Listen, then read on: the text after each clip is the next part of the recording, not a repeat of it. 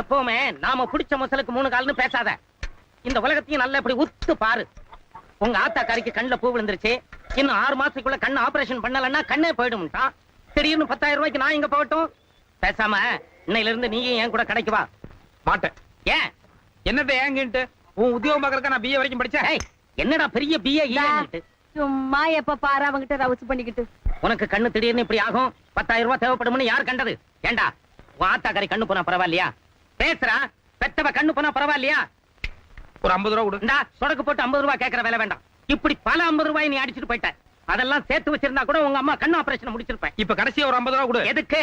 நான் இப்பவே மெட்ராஸுக்கு போய் எங்க அம்மா கண் ஆபரேஷனுக்கு 6 மாசத்துக்குள்ள 10,000 ரூபாய் சம்பாதிச்சு வரல. என் பேரு கோபால் சாமி இல்ல.